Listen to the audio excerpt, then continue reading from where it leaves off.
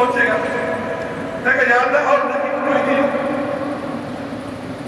میری دکان تھی یا میرا کاروبار تھا، اس میں میرے ملازم کام کرتے تھے. میں نے ملازموں کو کہا ہوا تھا کہ جب کوئی غریب بندہ ہے، پریشان حال بندہ ہے، ضرورت مند بندہ ہے تو اس کے ساتھ آسانی پیدا کر دیا کرو، معاف کر دیا کرو، سستی نہ دیا کرو، چھوڑ دیا کرو.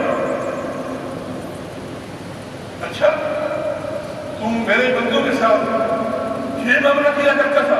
ہاں یا اللہ میں یہ کیا.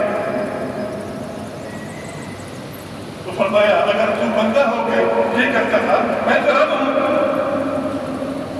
میں اس بات کے زیادہ حقدار ہوں کہ میں معاف کر کے.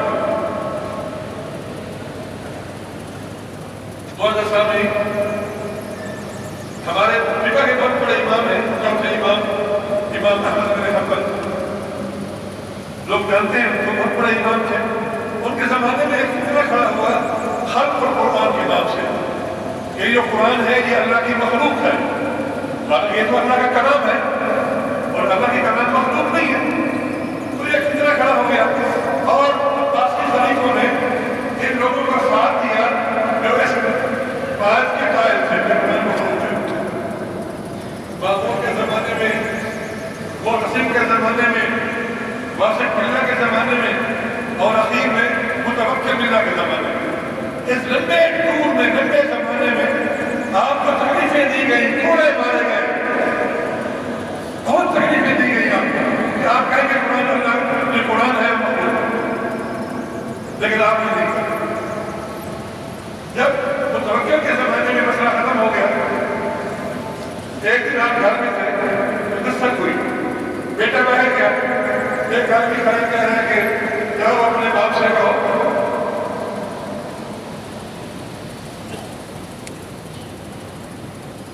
میں وہ کوڑے مارنے والا جنرال ہوں جو ان کی پیٹھ پر کوڑے مارتا تھا. جاؤ باپ سے کہو کہ باپ بیٹا اندر گیا، بتایا کہ باہر ایک بندہ آیا ہوا ہے، وہ کہہ رہا ہے کہ میں وہ ہوں جو آپ کی پیٹھ پر کوڑے مارے کرتا تھا. مجھے افسوس ہوا ہے، میں نے غلطی کی تھی، مجھے آپ معاف کرنا.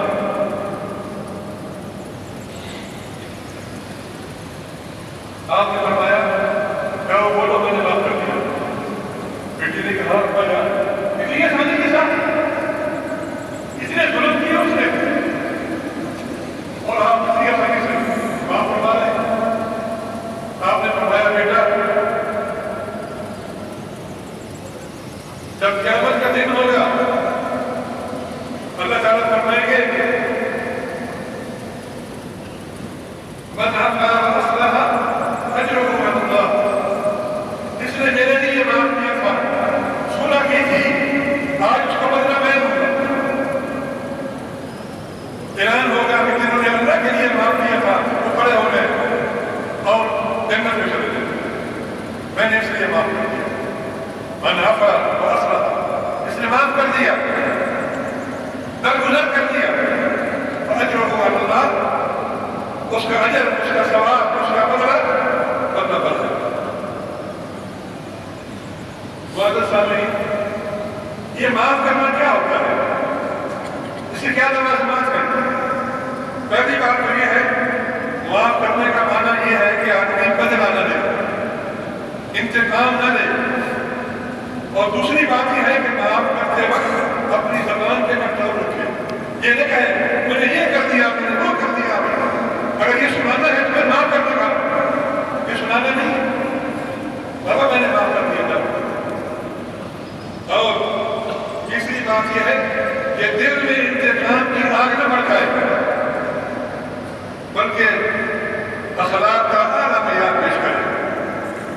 نبی کریم صلی اللہ علیہ وسلم سے پوچھا گیا اعلیٰ اخلاق کیا ہوتے ہیں؟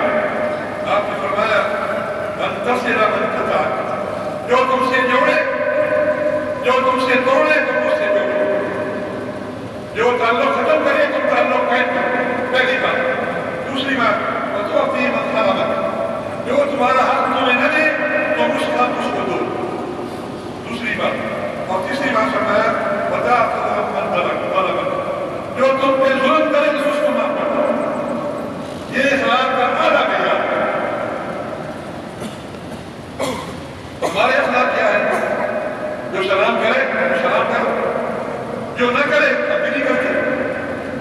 مسکرائے اس کے سامنے مسکراؤ، اور جو آنکھیں دکھائے اس کا پتھر دکھاؤ.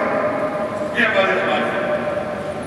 اور حدیث پاک میں آتا ہے ان الرجل ليدرك بحسن خلقه درجة الصائم والقائم. ساری رات کو تہجد پڑھنے والا، دن کو روزے رکھنے والا سے واقع سے اچھے اخلاق والا آگے نکل جاتا ہے. کیوں؟ یہ سودا مارکیٹ میں نہیں ملتا، بہت کم ہے، اس کی ویلیو زیادہ ہے، قیمت اس کی زیادہ ہے. معزز سامعین، دکھ سے کہنا پڑتا ہے آج ہمارا معاشرہ جھوٹ، نفاق اور گھٹیا پن کی انتہا پر پہنچا ہوا ہے. یہی وجہ ہے کہ ہم دنیا میں ذلیل ہیں.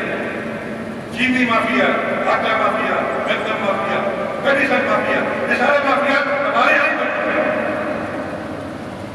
اور اخلاقی گراوٹ کا یہ حال ہے کہ آپ کو چینل کھولیں ٹی وی کا، آپ دیکھیں گے پاکستان کا سب سے بڑا مسئلہ عشق اور محبت اور معشوقی. کوئی آپ کو یہ نہیں بتائے گا کہ آگے کیسے بڑھنا ہے، کیا کام کرنا ہے، دنیا کی قوموں کے ساتھ مقابلہ کیسے کرنا ہے. نہیں، یہ نہیں. ارے اس ملک میں دنیا سے سب سے زیادہ عید میلاد النبی منائی جائے، جس ملک میں بے حساب محرم کے جلوس نکالے جائیں، جس ملک میں ہزاروں کی تعداد میں تبلیغی جماعتیں نکلا کریں، جس ملک میں عمرے کرنے والوں کی تعداد پوری دنیا سے زیادہ ہے، وہ ملک دنیا میں کرپشن، جھوٹ اور ہمارے حرام کی کمائی سب سے زیادہ ہے. یاد رکھیں، عبادت پر دین مکمل نہیں ہوتا، دین مکمل ہوتا ہے اخلاق پر. آقا دو جہان صلی اللہ علیہ وسلم نے فرمایا انما بعثت لاتمم مکارم الاخلاق. میں تو اخلاق کی تکمیل کے لیے، ان کو پورا کرنے کے لیے آیا. میرے بھائیوں، معاشرے میں محبت پھیلانے کی ضرورت ہے، نفرتیں ختم کرنے کی ضرورت ہے.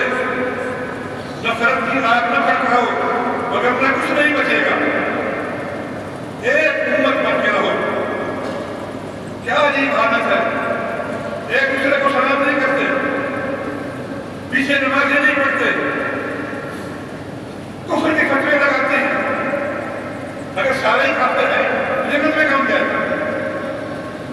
اگر ہمارے فتووں کے مطابق وہ کافر ہیں اور ان کے مطابق ہم کافر ہیں تو جنت میں کم جائے گا. نبی کریم صلی اللہ علیہ وسلم اوروں کو اپنا بنانے آئے تھے، ہم نے اپنوں کو غیر بنا دیا. اس امت میں اختلاف تھا، ہے اور رہے گا، لیکن ایسا تو نہ کہو کہ ہر بات میں نفرت، مذہب میں نفرت، قوم پہ نفرت، صوبے میں نفرت، سیاست میں نفرت.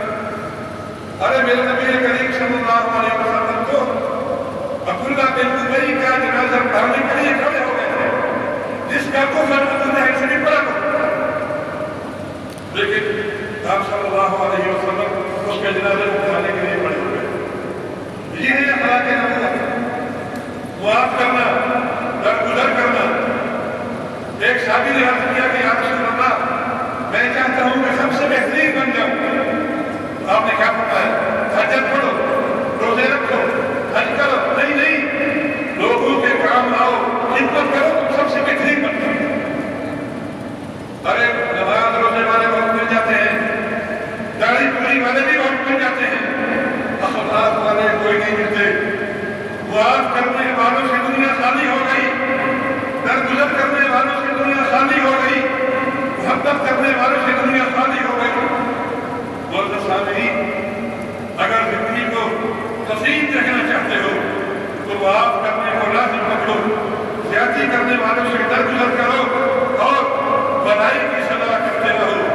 کچھ صبر کر کے، کچھ معاف کر کے اور بہت کچھ نظر انداز کر کے. اگر بدھ نے جماعت کی آستینوں میں مجھے ہم کو لا الہ الا اللہ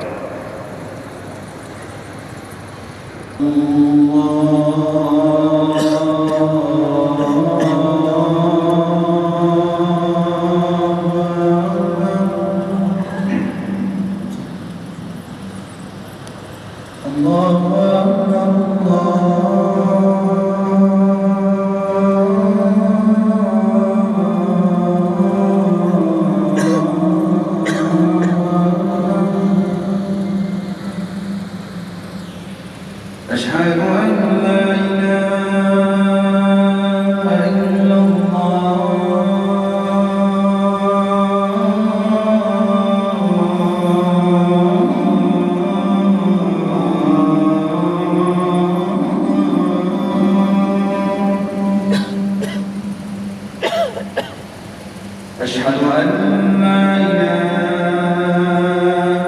إلا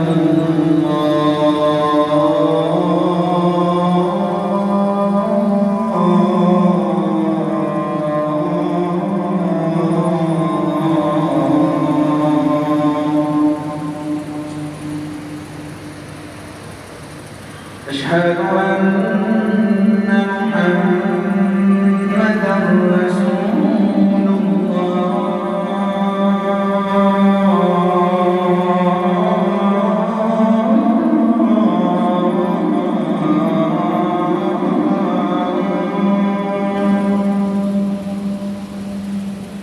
أشهد أن محمدًا رسول